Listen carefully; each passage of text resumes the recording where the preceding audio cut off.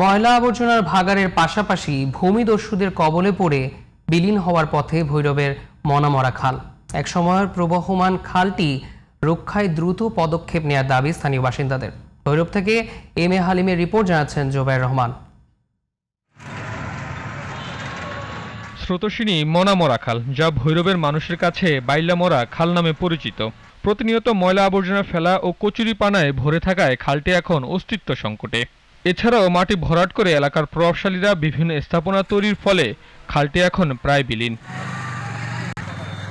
কুলিয়াচরে কালী নদী থেকে ভৈরবের তেয়ারিচর, শিমুলকান্দি ও চণ্ডীবের হয়ে মনামরা সেতুর নিচ দিয়ে মেঘনা নদীতে গিয়ে মিলিত হয়েছে খালটি।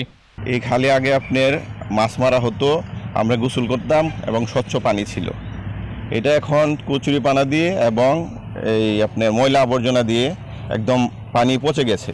সরকারি খাস জায়গা দখল করে কেউ বাড়ি করতেছে, কেউ ঘর করতেছে। এইগুলো আসলে আমাদের জন্য, বিশেষ করে আমাদের এই এলাকাবাসীর জন্য খুবই ক্ষতিকর। আলু সালু ফালায়া, আপনার কয়লা ফালায়া, এরপরে দেখেন ময়লা ফালায়া, এইটা বদ্ধ করে দিয়েছে। এখন মাছও মারতে পারি না, গোসল করতে পারি না, পানি ব্যবহার করতে পারি না। সংশ্লিষ্ট যে দপ্তরগুলো আছে তাদের কাছে আবেদন রাখছি ভৈরববাসীর পক্ষ থেকে যে আপনারা নিজের দায়িত্ব পালন করেন এবং এটাকে পরিষ্কার পরিচ্ছন্ন করে পানি দিয়ে আবার নতুন করে সেটি আগের মতোই না হইলেও যাতে পানি চলাচল করতে পারে এবং এটা সরকারের নিয়ন্ত্রণ থাকে, সেটি করার জন্য আমি জোর দাবি জানাচ্ছি।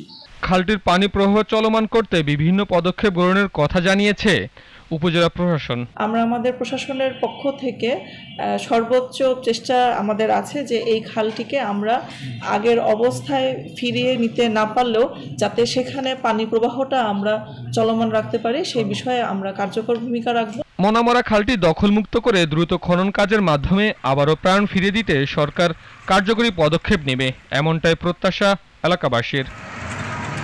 Zobayer Rahman, GTV news.